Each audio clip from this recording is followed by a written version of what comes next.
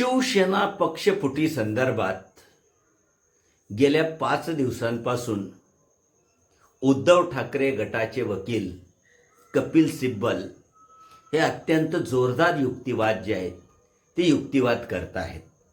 5व्या दिवशी युक्तिवाद करताना त्यांनी एकनाथ शिंदे हे बेकायदेशीररित्या मुख्यमंत्री बनवले गेले आणि त्यांना बनवण्यामागे सर्वात मोठा हात जर कोणाचा असेल तर तो निवडणूक आयोगाचा आहे.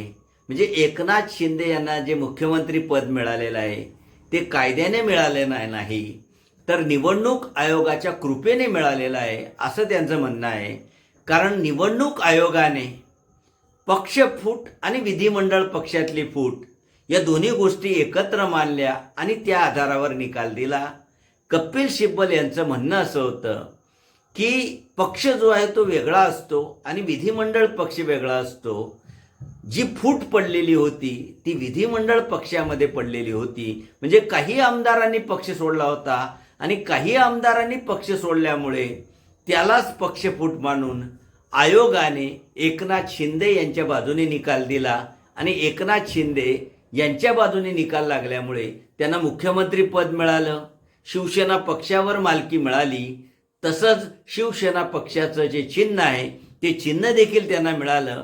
या उलट उद्धव ठाकरेंच्या बाजूने निकाल गेल्यामुळे त्यांचं चिन्हही गेलं, पक्षही गेलं आणि मुख्यमंत्री पद जे आहे ते मुख्यमंत्री पद गेलं. आणि मग निवडणूक आयोगाने सोयीचा निकाल देण्यासाठी 2018च्या घटनेचा आधार घेण्याऐवजी 1999च्या घटनेचा आधार घेतला असं त्यांचं म्हणणं आहे. कारण 2018ची जी घटना आहे त्या घटनेनुसार एकनाथ शिंदे निवडून आले होते, ते आमदार झाले होते, मंत्री झाले होते. मात्र त्यांनीच त्या घटनेवर ऑब्जेक्शन घेतलं आणि निवडणूक आयोगाने त्यांची बाजू ऐकून घेऊन 2018च्या घटनेऐवजी 1999च्या शिवसेनेच्या घटनेच्या आधारावर निकाल जो आहे तो निकाल दिला गेला. आणि हा जो निकाल आहे हा लोकशाहीवर हल्ला आहे. आणि हा निकाल देताना निवडणूक आयोगाने प्रामुख्याने पक्षात फूट पडल्यानंतरची स्थिती जी आहे ती स्थिती लक्षात घेऊन निकाल दिला.